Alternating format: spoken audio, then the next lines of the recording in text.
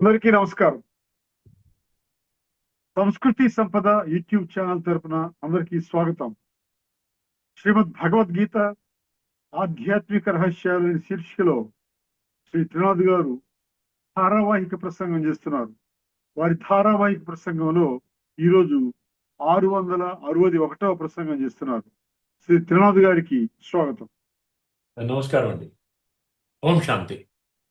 శ్రీమద్ భగవద్గీత ఆధ్యాత్మిక రహస్యాలు ఈ యొక్క కార్యక్రమాన్ని తిలకిస్తున్నటువంటి సోదర సోదరిమణులందరికీ కూడా హార్దిక స్వాగతం, సుస్వాగతం, నమస్సుమాంజలి. ముందుగా మనము ధార్మికము ఆధ్యాత్మికము ఈ విషయంపై చర్చిస్తున్నాము. మరొక చిన్న ముఖ్యమైన విషయం మీ దృష్టికి తీసుకొని వస్తాను. మామూలుగా ధార్మిక జగత్తులో అంటే భక్తి మార్గంలో, స్థూల మార్గంలో, ప్రాపంచికంలో మనం ఒక పదం వాడుతుంటాం. ఏమంటామంటే పుణ్యము పురుషార్థము చేస్తున్నారా అంటారు. పుణ్యం పురుషార్థం అనే మాట వస్తుంది. అర్థమైందండి? లేకుండా కేవలం ఏదో వండుకోవటం, తినడం, త్రాగడం, పడుకోవటం ఈ విధంగానే జీవితం గడుపుతున్నారా, లేక పుణ్యం పురుషార్థం చేస్తున్నారా అంటారు. ఈ పుణ్యం పురుషార్థం అంటారు కానీ ఎక్కడా కూడా పాపం పురుషార్థం అన్న మాట రాదండి. ఇక్కడ పురుష అనే దానికి పుణ్యమే వస్తోంది. పురుష అంటే ఆత్మ. అర్థమైందండి? ప్రకృతి అంటే దేహము, దేహం యొక్క ఆపరేటస్, మనసు, బుద్ధి, ఇంద్రియాలు ఇవన్నీ కూడా వస్తాయి. అర్థమైందండి? పుణ్యం పురుషార్థం అనేది మనకు అర్థం కావడం లేదు. ధార్మిక జగత్తులో కేవలం పుణ్యం పురుషార్థం అంటున్నాం కానీ, అంటే ఏదైనా పుణ్యమైన కర్మలు చేస్తున్నారన్న భావనతో అనొచ్చు. అర్థమైంది? కానీ అందులో నిజంగా పుణ్యమైన కర్మలే మనం చెయ్యాలి అంటే ఖచ్చితంగా పురుషార్థం యొక్క స్పష్టమైన అర్థం మనకు తెలియాలి. పురుష, ఆత్మ, ప్రతి దాంట్లో మనం ఆత్మ అన్న దానిలో మనం వెళుతున్నామండి. కానీ ఆత్మ యొక్క ఉనికిని మనం కనిపెట్టడం లేదు, అస్తిత్వాన్ని మనం పొందటం. ఎందుకంటే దాన్ని మామూలుగా మనం బాడీ కాన్షియస్నెస్లో ఉన్నాం కదా, సోల్ కాన్షియస్నెస్లోకి మనం వచ్చే ప్రయత్నం చేయటం లేదు. ప్రతి ఒక్కరూ కూడా బాడీ కాన్షియస్నెస్లోనే ఉండి సోల్ అనే పదం వాడతారు, స్పిరిట్ అనే పదం వాడతారు, పురుష అనే పదం వాడతారు, ఆత్మకి శాంతి కలుగుగాక అంటారు. అర్థమైందండి? ఇటువంటి పదాలు ఆత్మ అన్న పదం వాడతారు, పరమాత్మ అన్న పదం వాడతారు, కానీ సూక్ష్మంలోకి వెళ్ళడం లేదు. ఈ ముఖ్యమైన అర్థం చేసుకోండి. పుణ్యం పురుషార్థం అనేది ఎందుకు అంటున్నారు, పాపం పురుషార్థం ఎందుకు అనట్లేదు అంటే పురుష అనేది డివైన్ అన్నమాట, అది దైవికము. పురుష అనేది ఆత్మ. ఒరిజినల్గా భగవంతుడు 26 దివ్య గుణాలను అందులో పెట్టాడు మనకు 16వ అధ్యాయంలోని మొదటి 3 శ్లోకాలు. 16వ అధ్యాయం అంటే దైవాసుర సంపద విభాగ యోగము, దైవీ సంపద, అసుర సంపద. అర్థమైందని? 26 దైవీ సంపద గుణాలు ఉన్నాయి, దైవీ గుణాలు. ఒక 60 అవలక్షణాలు అసుర సంపద అని అన్నాడు. కామము, క్రోధము, లోభము, మోహము, అహంకారము ఇవన్నీ కూడా అక్కడ, దేహాభిమానము ఇవన్నీ దాంట్లో వచ్చేస్తాయి అన్నమాట. అందుకని ముఖ్యంగా మనము అర్థం చేసుకోవాల్సింది ఏంటంటే పురుషార్థము అంటే ఆత్మ యొక్క అస్తిత్వాన్ని ముందుగా గుర్తించటము. నేను ఈ భౌతిక వినాశి శరీరము కాదు, నేను ఒక అవినాశి చైతన్య శక్తిని. ఈ శరీరము అనేది జడము, ఆత్మ అనేది చైతన్యము. ఈ జడ చైతన్యము ఈ రెండిటి యొక్క కాంబినేషనే జీవాత్మ.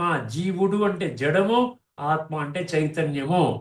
పరమాత్మ ఎప్పుడు చైతన్యములోనే ఉంటారు కాబట్టి వారిని పరమ ఆత్మ, పరమాత్మ, పరం ఆత్మ, పరమాత్మ అంటారు.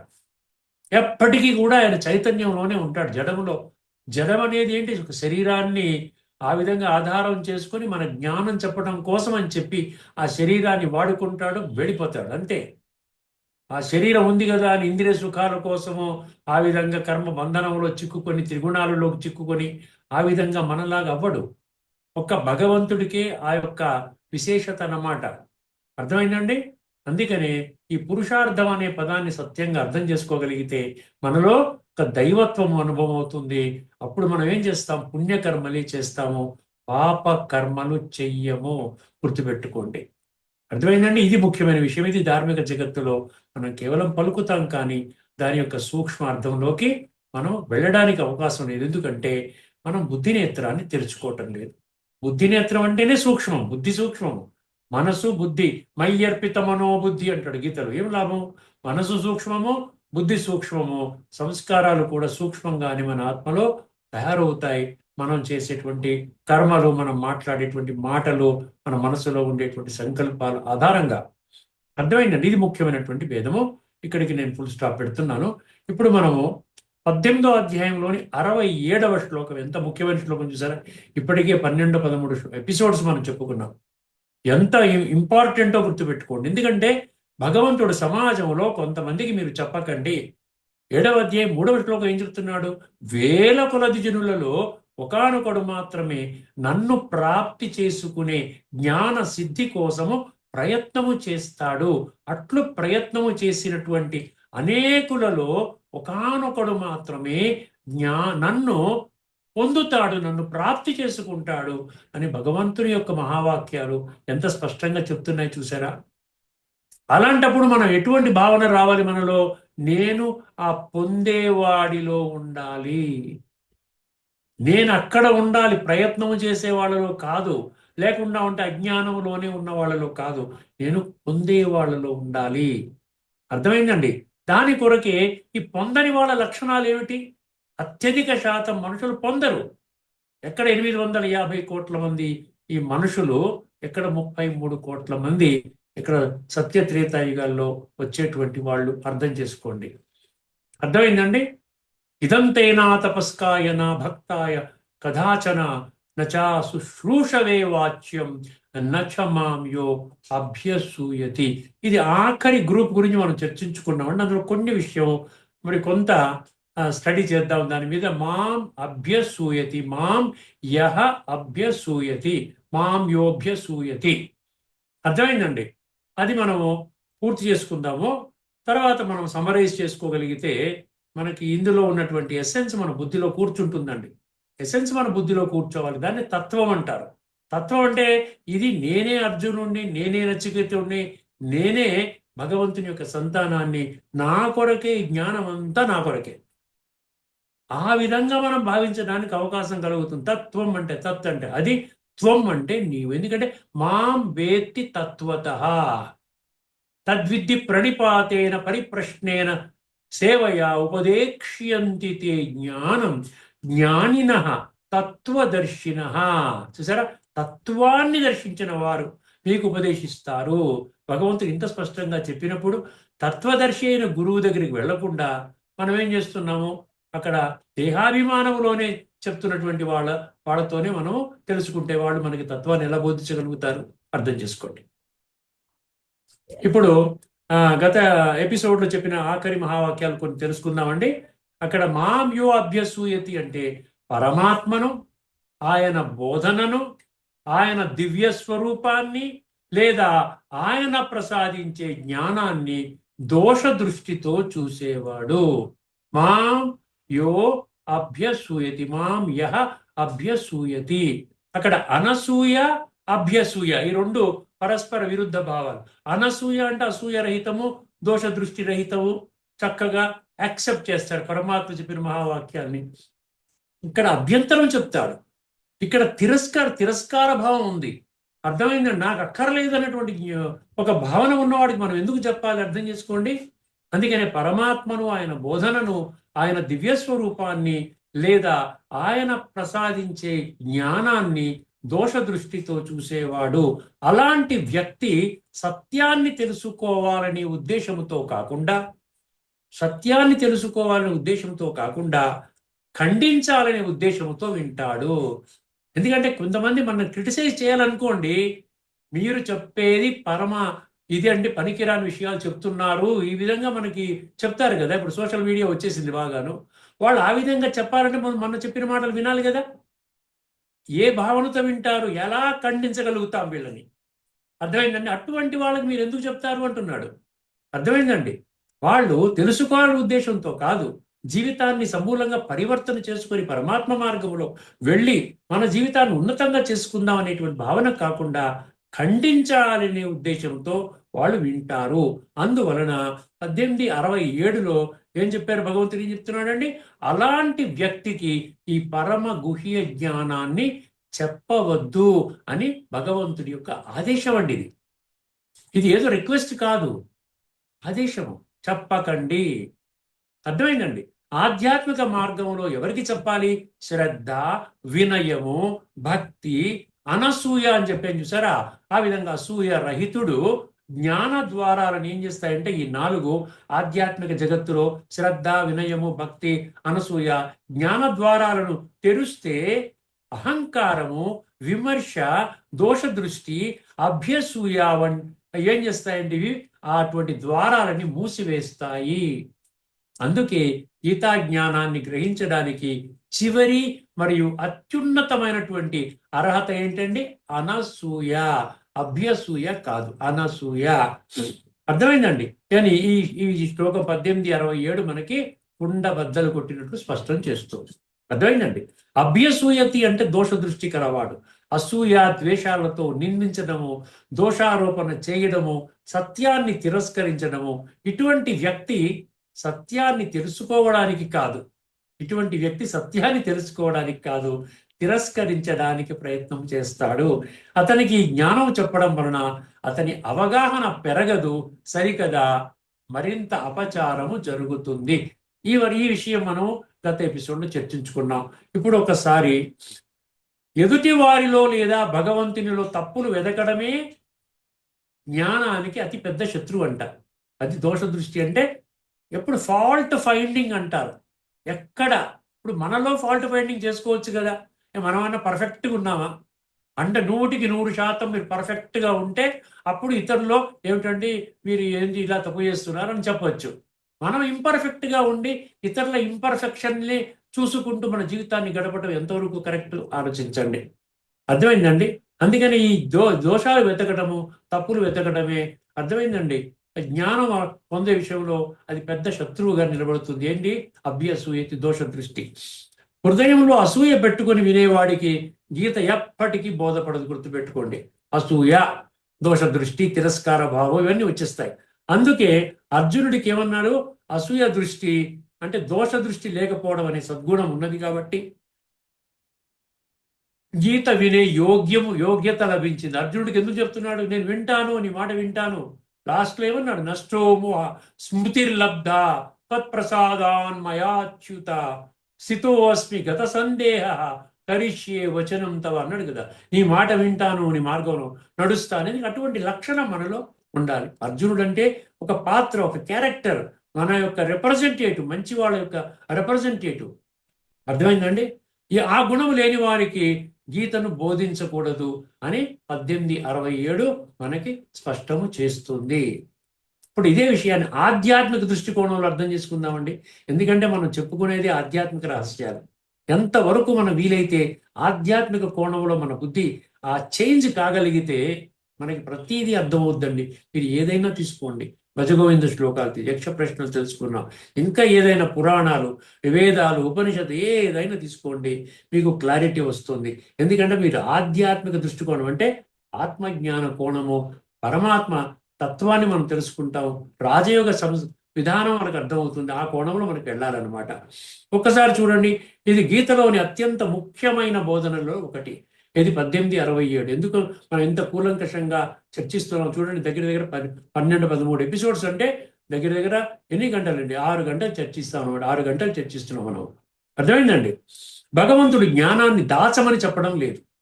ఇక్కడ ఎప్పుడు మనం అనుకోకూడదు అంటే భగవంతుడు కొద్ది మందికే భగవంతుడు అండి, మిగతా వాళ్ళకి చెప్పొద్దు అంటున్నాడు. చెప్పినా కూడా పట్టించుకోకపోతే ఎందుకు చెప్పమని చెప్తాడు చెప్పండి? భగవంతుడు చెప్తున్నాడు, అందరి వాడు భగవంతుడు. ఈశ్వర సర్వభూత హితేరత నిర్వైర సర్వభూతేషు మమ భూత మహేశ్వరం. అన్నిట్లో ఏం చెప్పాడు? సమోహం సర్వభూతేషు. సర్వ అన్నాడు కదా, విశ్వ, జగత్తు, సర్వ, లోక అన్నాడు కదా. 137 శ్లోకాల్లో చెప్పాడు. అందరి వాడిని. ఆ పితా అహమస్య జగత, నేను అందరికీ తల్లిని, తండ్రిని. పితా అహమస్య జగత మాత. 9:17. అర్థమైందండి? అందుకని దాచమని చెప్పడం లేదు. జ్ఞానాన్ని స్వీకరించడానికి పాత్రత అవసరమని తెలియజేస్తున్నాడు. పాత్రత ఇది విలువైనటువంటి జ్ఞానం అండి. కోట్లు పెట్టినా మీ దగ్గర 100 కోట్లు ఉండొచ్చు, మరే అది ఒక్కటే జన్మకి పరిమితము. తర్వాత 100 కోట్లలో మనము దేహత్యాగం చేస్తే ₹1 మీద మనకు ఆధిపత్యం లేదు. అర్థమైందండి?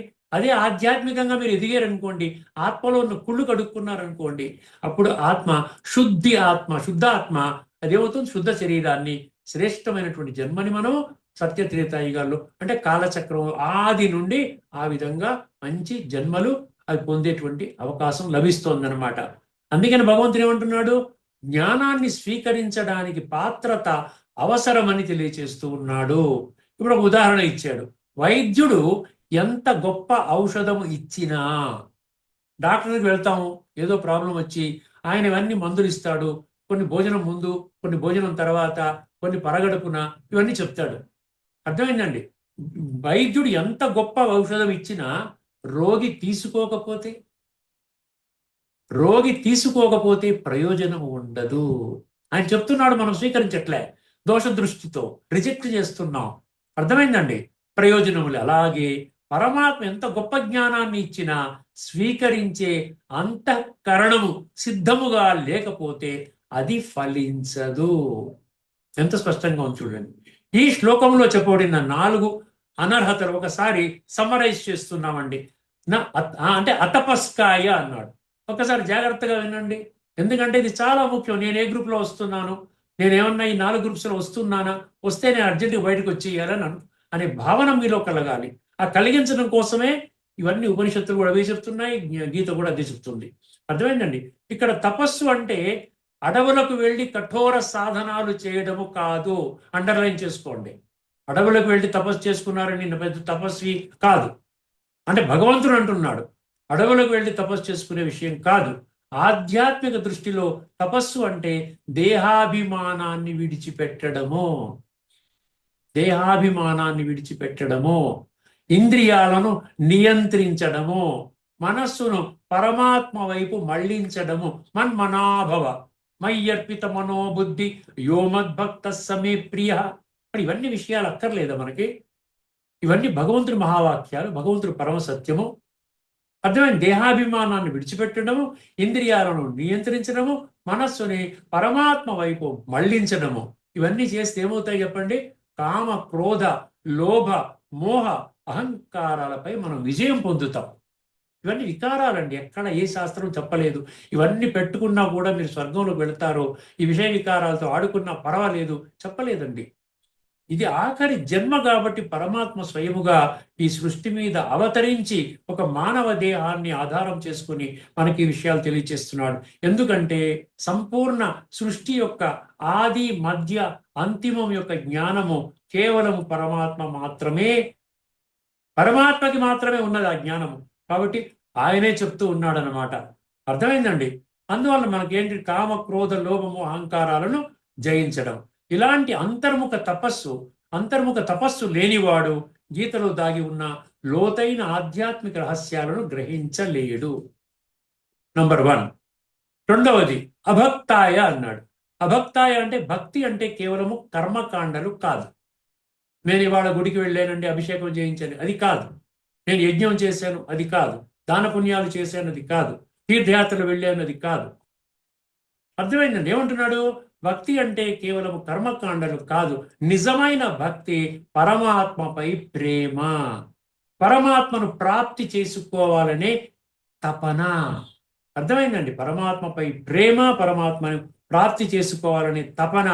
ఆయన మాటలను జీవితములో అమలు చేయడానికి హృదయపూర్వకముగా ఉండాలి. ఏముండాలండి? సంసిద్ధత. మనసులో అంత గాఢమైనటువంటి ప్రేమ. మనం పరమాత్మ అనుభూతి కొన్ని లక్షల మంది అనుభూతి చేస్తున్నారు. పరమాత్మ సత్యమైనటువంటి తత్వజ్ఞానాన్ని మనకు బోధిస్తూ ఉన్నారు. ఆ జ్ఞానాన్ని పొంది తీరాలి అంటే నచికేతుడి యొక్క దృష్టికోణంలో మనం వెళ్ళాలన్నమాట. ఆయన స్థితిలోకి మనం వెళ్ళాలి. నచికేతుడు అంటే ఒక క్యారెక్టర్ మాత్రమే. దానికి హృదయపూర్వకంగా ఈ జ్ఞానాన్ని స్వీకరించడానికి మనం సంసిద్ధంగా ఉండాలి. సత్యమైన భక్తి లేకపోతే జ్ఞానము బుద్ధిలోకి ప్రవేశించదు. మూఢభక్తి సత్యమైన భక్తి. అంటే మూఢభక్తి అంటే కర్మకాండలు, ఏదో చేసుకోవాలి కాబట్టి చేస్తున్నాం, ఉపవాసం చెయ్యాలి చేస్తున్నాం, తర్వాత మళ్ళీ మామూలే.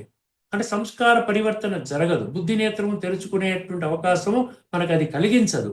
మూడవది అశుశ్రూషవే, వినడానికి ఆసక్తి లేని వ్యక్తికి జ్ఞానం చెప్పడం వృధా. నేను వినను బాబు, నాకు వద్దు బాబు అని చాలా మంది అంటున్నారు. అందుకనే ఈ జ్ఞానాన్ని ఎంతమంది వింటారు? కొద్ది మంది వింటారు. అర్థమైందండి? ఎంతమంది వింటారు? కొద్ది మంది వింటారు. ఎంత మీరు యూట్యూబ్లో ఇవన్నీ పెట్టినా కూడా కొన్ని లక్షల మంది వినాలి, నిజంగా వాళ్ళ జీవితం బాగుపరచుకోవాలని ఆలోచన ఉన్నట్లయితే వింటున్నారా? వినరు, కొద్ది మంది వింటారు. ఎందుకంటే 100కో 1,00,000కో కొద్ది మందికే భగవంతుడు ప్రాప్తి జరుగుతుందని భగవంతుడే 7వ అధ్యాయం 3వ శ్లోకం 7వ అధ్యాయం 19వ శ్లోకంలో చెప్పడం జరిగిందా? సమహాత్మ సుదుర్లభ, సమహాత్మ సుదుర్లభ. అందుకని ఏం చెప్పాడు అక్కడ? వినని వాడికి, వినడానికి ఆసక్తి లేని వ్యక్తికి జ్ఞానము చెప్పడము వృధా. ఆధ్యాత్మిక మార్గములో మొదటి అర్హత వినడము. మొదటి అర్హత శ్రవణము అంటే వినడము. వినడము తర్వాత ఆలోచించడం అంటే మనన చింతన చేసుకోవడం. ఏదైతే మనం వింటున్నామో దాన్ని అనలైజ్ చేసుకుంటాము, దాన్ని డీప్గా ఇంట్రోస్పెక్ట్ చేసుకుంటాము, దానికి చింతన చేస్తామన్నమాట. తర్వాత ఏం చేయాలి? ఈ మనన చింతన ఆలోచన జరుగుతూ ఉంటే మనకేమవుతుంది? ఇది ధారణ అవుతుంది, మన జీవితంలో ఆచరించడానికి ఒక అవకాశం ఏర్పడుతుంది. అర్థమైందండి? వినాలనే కోరిక లేని వాడి దగ్గర జ్ఞానము నిలవదు. అర్థమైందండి? అశుశ్రూషవే. 4వది అభ్యసూయతి. మనం డీటెయిల్గా చర్చించుకున్నాం, ఈ 4 చర్చించుకున్నాం. అభ్యసూయతి అంటే, అభ్యసూయ అంటే దోష దృష్టి, విమర్శ, అహంకారపూరిత తిరస్కారము.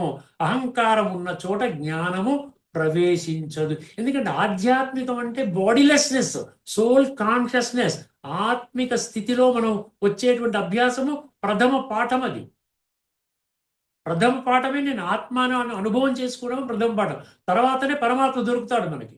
ఆత్మానుభవం లేకుండా జరగదు. 13వ అధ్యాయంలో ఆఖరి శ్లోకం చెప్పాడు కదా చక్కగా. అంతరం జ్ఞాన చక్షుష అన్నాడు అక్కడ. జ్ఞాననేత్రం అన్నాడు, బుద్ధి నేత్రం అన్నాడు, దివ్య నేత్రం అన్నాడు. అర్థమైందండి? అందుకని అహంకారం ఉన్న చోట జ్ఞానం ప్రవేశించదు. నీటికి ఎట్లా ఉంటుందంటే, అహంకారం అంటే ఏంటంటేనండి, బాడీ కాన్షియస్నెస్ లో నాకు అన్నీ తెలుసును, నేను సంపూర్ణము, మీ మాటలు ఇంకా నేను వినడానికి అవకాశం లేదు, మీవేమి గొప్ప మాటలు ఏమి చెప్పటము లేదు.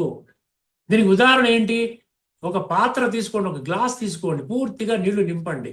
పూర్తిగా ఒక చుక్క వేస్తే ఒక చుక్క బయటకు వచ్చేస్తుంది, అలా నింపండి. అప్పుడు ఏమవుతుందండి? పూర్తిగా నిండిపోతే అందులో ఒక్క బొట్టు కూడా నిలుస్తుందా? నిలవదు. నీటితో నిండిన పాత్రలో ఇంకా నీరు పోయలేము. అహంకారం అంటే పూర్తిగా నిండి ఉన్నదనమాట. అహంకారం లేని వాడికి ఏముంటుంది? విద్యా వినయ సంపన్నే అంటాడు చూసారా?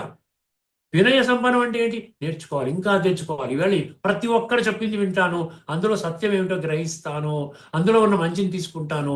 అందరూ ఎవరి పాత్ర వాళ్ళు వేస్తున్నారు, చక్కగా అందులో ఉన్న మంచిని తీసుకుంటాను, ఎవరిని క్రిటిసైజ్ చేయను. నేను ఆ విధంగా నా జీవితాన్ని ఉన్నతంగా తయారు చేసుకుంటాను. అర్థమైందండి? అందుకని ఏమంటున్నాడు ఇక్కడ? అహంకారం ఉన్న చోట జ్ఞానం ప్రవేశించదు. నీటితో నిండిన పాత్రలో ఇంకా నీరు పోయలేము. అలాగే నాకు అన్నీ తెలుసు అనే భావన ఉన్న వ్యక్తి దివ్య జ్ఞానాన్ని పొందలేడు. అండర్లైన్ చేసుకోండి. అర్థమైందండి? నాకు అన్నీ తెలుసు అనే భావన ఉన్న వ్యక్తి ఈ యొక్క డివైన్ నాలెడ్జ్ ఏదైతే ఉందో, ఆధ్యాత్మిక జ్ఞానం ఏదైతే ఉందో, ఈ దివ్య జ్ఞానాన్ని పొందలేడు. ఒక్కసారి అంతరార్థం గమనించండి. ఇందులో ఈ యొక్క శ్లోకం 1867 అంతరార్థం ఏమిటంటే, పరమాత్మ జ్ఞానం ఒక అమూల్య రత్నము. పరమాత్మ జ్ఞానం ఒక అమూల్య రత్నము అంటే వెలకట్టలేనటువంటిది అనమాట. అమూల్య అంటే అది వెలకట్టలేము.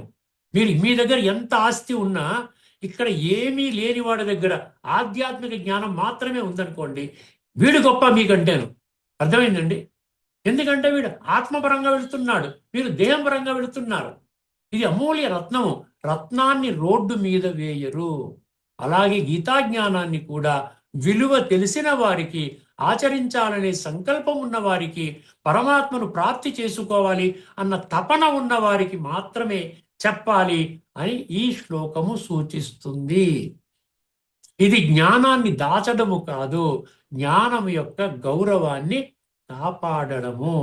అర్థమైందండి? జ్ఞానాన్ని దాచడము కాదు, జ్ఞానం యొక్క గౌరవాన్ని కాపాడడం. అర్థమైందండి?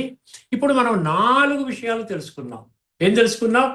అతపస్కాయ అభక్తాయ అశుశ్రూషవే, తర్వాత ఏమన్నాడు, అభ్యసూయతి అన్నాడు. ఈ నలుగురికి చెప్పకూడదని అన్నారు చూసారా.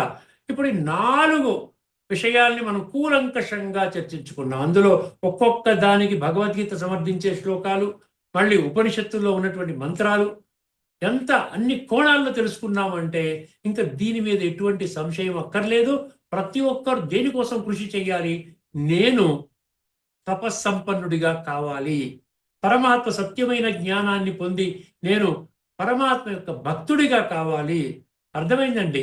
అభక్తుడి నుంచి భక్తుడిగా మారాలి, అతపస్కాయ నుంచి తపస్సంపన్నుడిగా మారాలి, అశుశ్రూషవే నుంచి శుశ్రూష వినేవాడిగా ఆ శ్రవణము చేసి నేను జీవితాన్ని సమూలంగా పరివర్తన చేసుకుంటాను. ఆ విధంగా నా జీవితాన్ని మార్చుకోవాలి. అభ్యసూయతే ఉండకూడదు. పరమాత్మ మాటల్ని మనం విమర్శనాత్మకంగా ఆ విధంగా విమర్శిస్తూ తిరస్కరిస్తూ ఇంతకంటే గొప్ప జ్ఞానం మన దగ్గర ఉన్నదా? ఎప్పుడైనా ఆలోచించారా? ఎవరైనా తిరస్కార భావంతో, దోష దృష్టితో, ఈ విధంగా తేలిక భావంతో చూస్తున్నారు అంటే అటువంటి వాళ్ళ దగ్గర ఇంకా గొప్ప జ్ఞానం ఉండాలి కదా. వాళ్ళు గొప్ప జ్ఞానాన్ని తిరస్కరిస్తున్నారంటే అంతకంటే గొప్ప జ్ఞానం ఉండి తీరాలి వాళ్ళ దగ్గర. లేకుండా తిరస్కరిస్తున్నారంటే వాళ్ళ జీవితం ఆ విధంగా వాళ్ళ జీవితం పాడవడానికి కేవలం వాళ్ళు మాత్రమే బాధ్యులు అవుతారండి. భగవంతుని బాధ్యులు చేయలేము. ఎందుకంటే ఇంత స్పష్టంగా చెప్తున్నాడు కదా, నా భక్తుడు కండి, నా యొక్క నేను చెప్పిన మార్గంలో నడవండి అంటున్నాడు. అర్థమైందండి? ఇప్పుడు మనం ఏం చేద్దామంటే ఈ శ్లోకాన్ని పూర్తిగా 4 రకాల గ్రూప్స్ని మనం చర్చించుకున్నాం.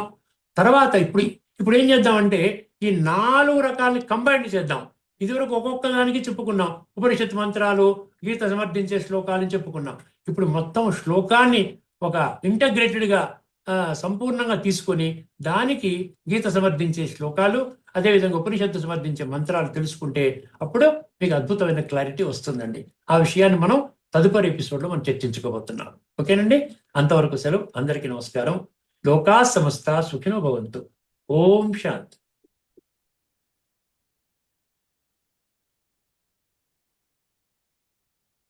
శ్రీమద్ భగవద్గీత ఆధ్యాత్మిక రహస్యాలు శీర్షికలో ధారావాహిక ప్రసంగం చేసిన శ్రీ త్రినాథ్ గారికి ధన్యవాదాలు. నమస్కారం అండి.